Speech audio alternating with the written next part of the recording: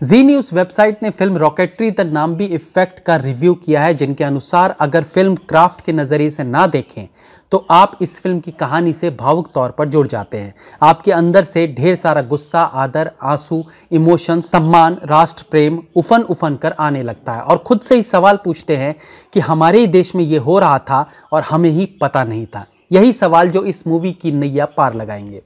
माधवन ने पहली बार film direction में हाथ आजमाते हुए इस मूवी को इस तरह से इमोशंस में पिरोया कि आप भी कहेंगे कि कमाल कर दिया। ये अलग बात है कि आपको लगेगा कि मूवी कम से कम 20 मिनट छोटी हो सकती थी।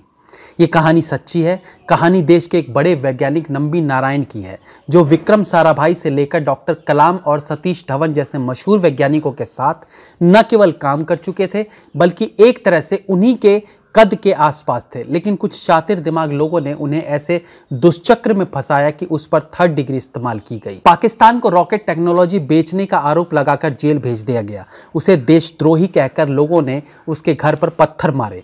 कई सालों तक वो कोर्ट कचहरी के चक्कर लगाता रहा और एक दिन सुप्रीम कोर्ट ने उसे निर्दोष करार दिया, जिसके बाद वर्ष 2019 में मोदी सरकार ने उसे पद्म भूषण से सम्मानित किया। ये मूवी हमें नंबी नारायण के अतीत में ले जाती है, जिसके सूत्रधार बनते हैं शाहरुख खान, जो अपने ही रोल में है और नंबी नारायण का एक टीवी चैनल के लिए इंटरव्यू करके उनकी सारी कहानी जानते हैं। नंबी नारायण इसरो में वैज्ञानिक थे। उनको प्रिंसटन यूनिवर्सिटी में रिसर्च करने का मौका मिलता है और वो सॉलिड की बजाय लिक्विड और क्रायोजेनिक पद्धति से रॉकेट इंजन को विकसित करना चाहते हैं।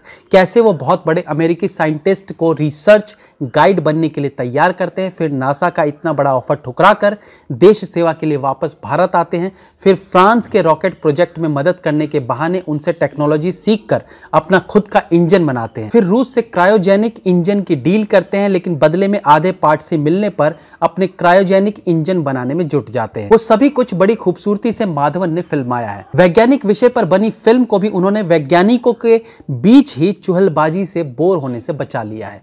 एक शानदार उपहार नंबी नारायण और उनके परिवार व उनके चाहने वालों को इस मूवी के जरिए देखने को मिलता है।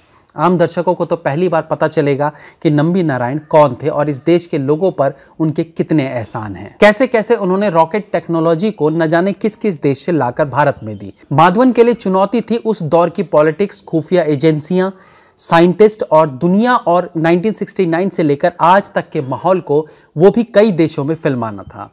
माधवन इसमें मोटे तौर पर खरे उतरते हैं। खास तौर पर इमोशंस तो उन्होंने बखूबी अपने कैमरे में कैद किया है और उससे पहले लिखा भी बेहतरीन है। यूं आपको हिंदी पट्टी के रजित कपूर जैसी गिनती के सितारे इस मूवी में देखने को मिलेंगे, ज्यादातर साउथ के ही हैं।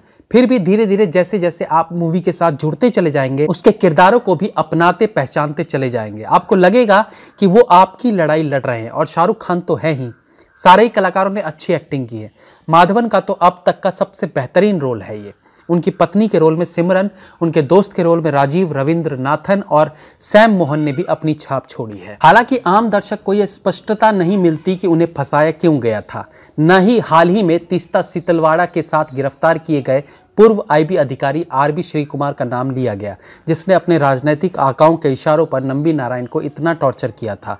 उस वक्त ये IPS अधिकारी केरल में तैनात था। बावजूद इसके नंबी नारायण के साथ जो कुछ हुआ, उसको शायद सुप्रीम कोर्ट के फैसले, मोदी सरकार के पद्म भूषण से जितनी खुशी ना मिली हो, उससे ज्यादा इस मूवी को देखने से मिलेगी। क्योंकि इस मूवी में बड़ी ईमानदारी से न केवल उनकी यातनाओं को बल्कि देश के विकास में उनके योगदान और त्याग को बखूबी बड़े पर्दे पर फिल्माया है, जो आम आदमी तक जाएगा भी। इसके लिए निसंदेह माधवन और पूरी टीम बधाई के पात्र हैं। यह अलग बात है कि पहली मूवी होने के नाते माधवन फिल्म के सीन्स पर कैंची नहीं चला पाए, सो उसके चलते फिल्म थोड़ी लंबी जरूर हो गई है। इसी प्रकार की तमाम जानकारी के लिए हमारे साथ जुड़े रहिए। नमस्कार।